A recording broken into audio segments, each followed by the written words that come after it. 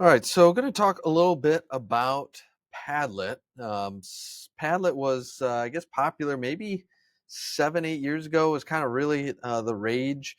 Was getting tossed around a lot, and then kind of didn't disappear, but lost the public eye. But they've done a lot and are really gaining steam again. And one of the things that they've added is a sandbox, which if you ever did like Google Jamboard or things like that, Sandbox has a lot of that same vibe to it. Um, Also, lots of other things you can do in the regular Padlet, which I'm not going to talk about a ton today. We're going to look at the Sandbox feature, which is a collaborative tool that you can use.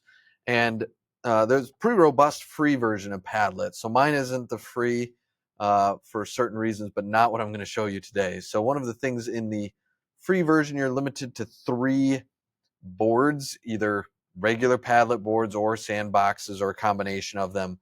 But you can archive them and then get them back. So it's only 3 active, but you can have as many archived that you bring back. You just can only have 3 active at a time. So in the uh, sandbox, essentially it's like a big blank canvas that you can have multiple cards for. And you can then share these with students to be able to collaborate on. I can show you guys a few of the different ways you can do that as well. Over here are all the different things you can add. Note this little more tools button. That's going to be an important tool. So you can put text and draw things and drop notes. You can design something and even give some different like things you can put that are auto on what you might be interested in.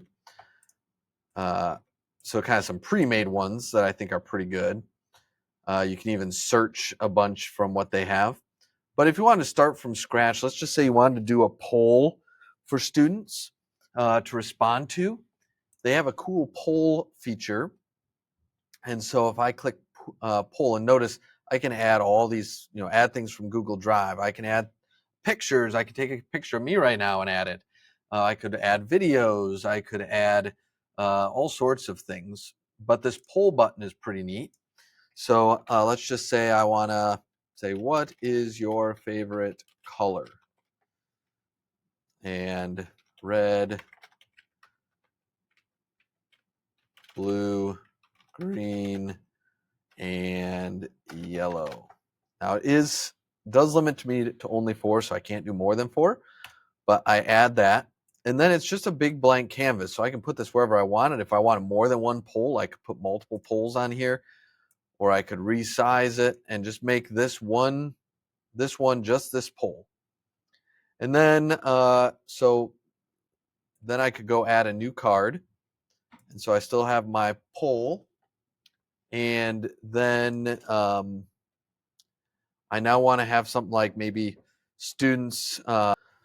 So maybe on a separate, after we've done that poll, want to get like student feedback on a question, but it more open-ended, right? So then I could put in here,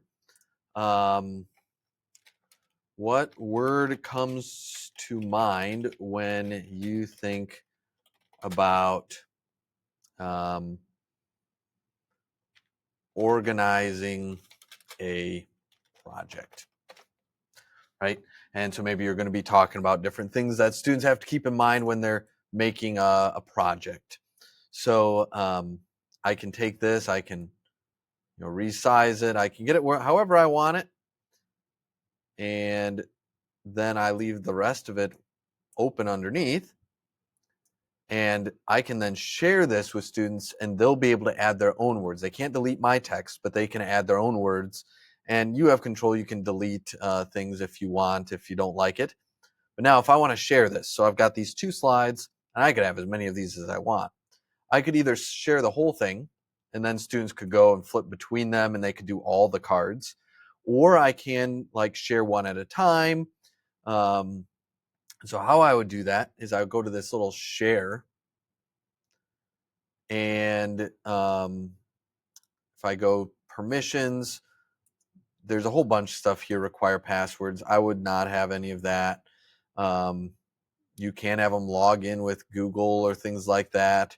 But if you just want to have them respond, you can be a little bit more generic. If you want to do the whole thing, you can go just, if you want a QR code, it will make a QR code.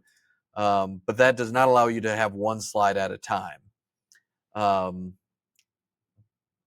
Or if I just want a link, so copy link to Sandbox, this would enable you to share this so that students could then, it would again be to the whole thing. So same as a QR code, just not a QR code.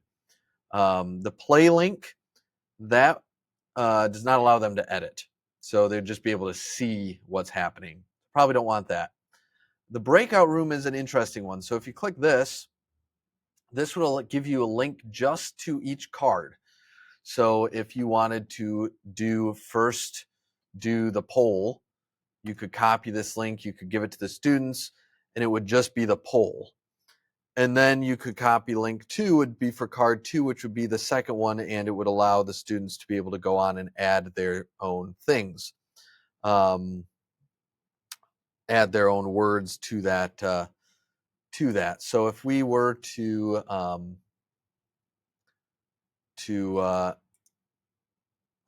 do that, I would then share this with the student, and they would then be able to edit and add things. And then I would have my own version still open, and I would be able to see the results coming in right here as the students answered the poll.